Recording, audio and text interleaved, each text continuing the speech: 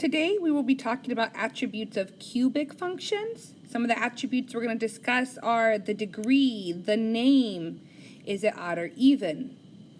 What about the leading coefficient and the end behavior? This is TEKS from Algebra 2A. So a polynomial function is a function in this form, and I know it looks like a lot of crazy letters, so we're going to explain what they mean. This just means your leading coefficient is in front of your x with the highest exponent. So you're going to write this in standard form. Standard form means you're going to put the highest exponent first. So if this is a 5, the next is 5 minus 1, which is 4, ... all the way till you get to your constant at the end. The constant is any number that does not have a variable. So the most important things we're going to talk about today is the degree.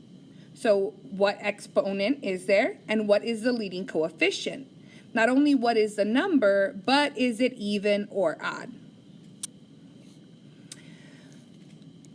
So we have these main ones. We have a constant, a linear, and a quadratic. You discussed these in Algebra 1. Today we are going to focus on a cubic. So we're going to use this line the most. And there is a quartic, which is the fourth power, which we may discuss in a future video. So a cubic means we're going to have an x cubed. We may have an x cubed, an x squared, an x, and then a number. Do we have to have every term? No.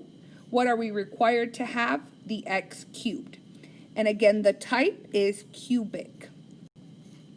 So using that, we're going to go ahead and label these four things. My degree is going to be my exponent. This is a third degree. Is that number odd or even? It's odd. That odd is going to help us on the next slide with some in behavior. And type. We are working on cubic functions today. So anything you see that has a third power, we're going to call it a cubic. My leading coefficient is the number that's in front of the x cubed. And I don't see a number there, so what number is always in front of a variable? A 1, which we are going to discuss that this is a positive number. Okay, so let's look at this second equation here. Is it in standard form? Does it go from highest exponent to lowest exponent to my constant? It does. My degree is my highest exponent. That's a 3. 3 is odd, and you're going to see what that odd means. So this is a cubic. And what is the number in front of my x cubed? It's a 5, and this is also positive. Will they always be positive? No. Why are those things important? Because of this slide right here. We're going to talk about end behavior. End behavior means what's happening to the endpoints. This dashed line here means it doesn't matter to my graph. Not for end behavior. All I care about are where are my final arrows going. So for the odd degrees, this is what odd means. This means that my endpoints are going in different directions. One's facing down, one's going up. One's going up, one's going down. So here is this equation. It's odd, and my leading coefficient is positive. So I graphed it. Remember, this graph applies to all of them, but I actually graphed it. So you see where my endpoints are going. On the left side, that arrow is going down forever. So f of x stands for my graph. My graph is going down to negative infinity. This reads, f of x approaches negative infinity. And what's happening to this side of my graph? X is also approaching negative infinity. So let's look at the right side. What's happening to this endpoint? This is going, f of x is approaching positive infinity because it's going up forever. And x on this side is always positive infinity. So what's never going to change is this x is negative infinity on the left, and x is approaching positive infinity on the right. But let's look at that endpoint. My graph, my function is approaching a positive infinity on this side, And on this one, my function is approaching negative infinity.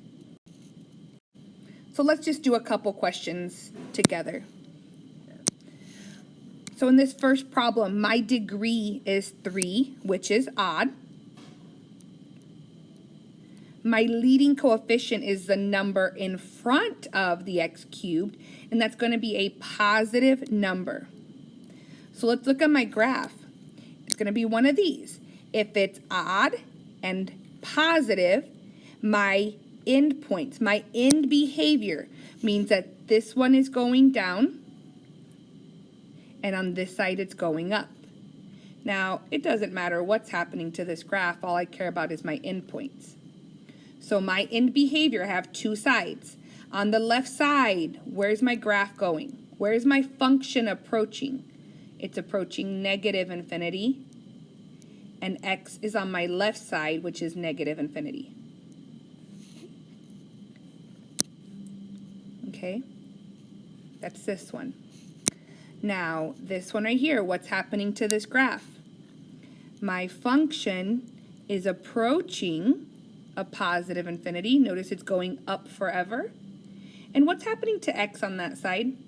X is also approaching positive infinity. Okay. One more question to do together. Let's look at this example right here. I want you to think about it. What's my degree? My degree is my highest exponent. In this case, it's a 3 because we're working with cubics today, and it's odd. But my leading coefficient is a -2. It's a negative number. So let's look up here, odd and negative. So this is my end behavior. I know that this arrow is going to be up here somewhere, and this arrow is going to be going down. Now, does it matter what's happening here? Not for end behavior, it doesn't. So we have two sides here, okay? We have the left side, which the function is approaching a positive infinity. And it's approaching a positive infinity as x approaches negative infinity. Now on the right side, what's happening to this in behavior? Where is it going? That function is approaching negative infinity because it's going down forever. But on the right side, my x is always approaching negative infinity. So hopefully this video helped explain some of the attributes of cubic functions.